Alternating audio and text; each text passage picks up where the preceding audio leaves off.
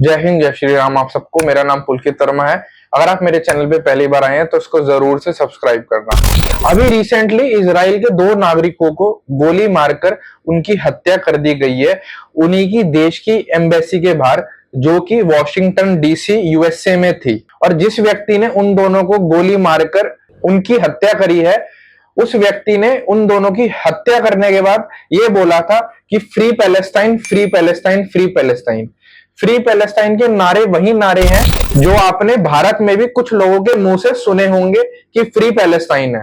Free Palestine लोग इसलिए बोल रहे हैं क्योंकि गाजा के अंदर जो इजरायली मिलिट्री है और जो इजराइल की गवर्नमेंट है, वो दबाकर हमास के टेररिस्टों को मार रही है।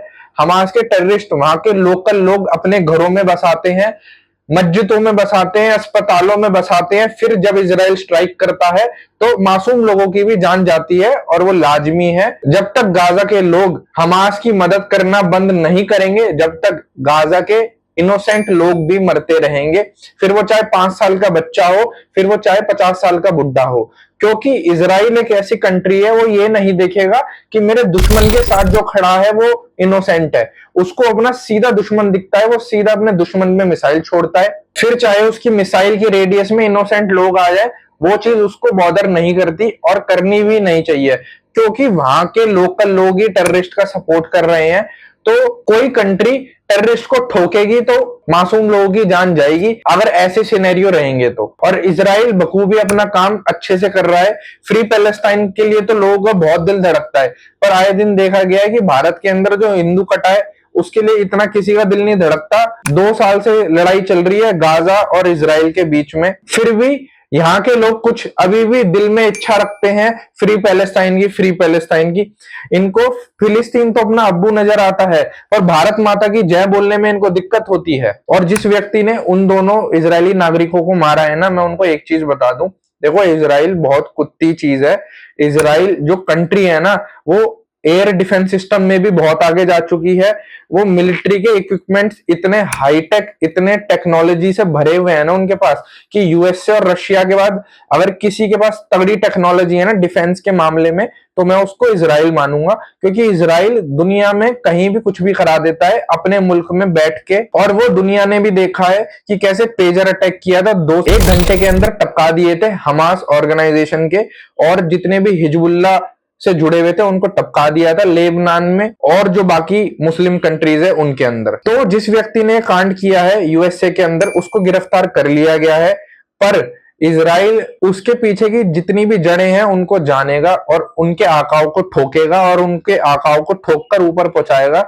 ये इजराइल की रिस्पॉन्सिबिलिटी है। और यही बयान इजराइल के जो पीएम है नेतन्याहू, उनकी तरफ से भी यही बयान आया है कि हम जो भी हमारे देश का दुश्मन है उसको पकड़ेंगे और उसको ऊपर पहुंचाएंगे। अब चलो, ये जो कांड हो गया ठीक है, मान लिया गलत हो गया, नहीं होना चाहिए था। अब ये लोग ना बड़ा सपना देखते हैं फ्री पैलेस्टाइन का, जो कि कभी होने नहीं वाला। और इनका एक सपना और है कि boycott Jewish things, boycott Jewish things. और हमारे भारत में भी कुछ लोग हैं जो इस विचारधारा को रखते हैं कि बॉयकॉट जूइश थिंग्स।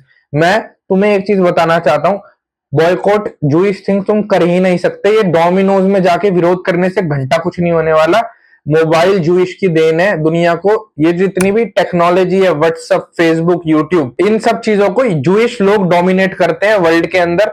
जितनी माइक्रोचिप है, जितनी भी टेक्नोलॉजी है, जितने भी प्रोसेसर है, इन सब में जूइश का बहुत बड़ा हाथ है। तो ये लोग जो इस बबल में जी रहे हैं कि बॉयकॉट जूइश थिंग्स, मैं एक चीज बता दूं, जिस दिन तुमने बॉयकॉट जूइश थिंग्स कर दिया ना, तुम्हारे पास अपना खुद का कुछ नहीं बचेगा। ऊपर से लेके नीचे तुम नंगे हो जाओगे। क्योंकि जूइश लोगों ने इस दुनिया में जितना योगदान दिया है ना, शायद ही किसी कम्युनिटी ने दिया होगा। और हिंदू और जूइश का एक चीज मैं बोलूंगा, सिमिलैरिटीज है।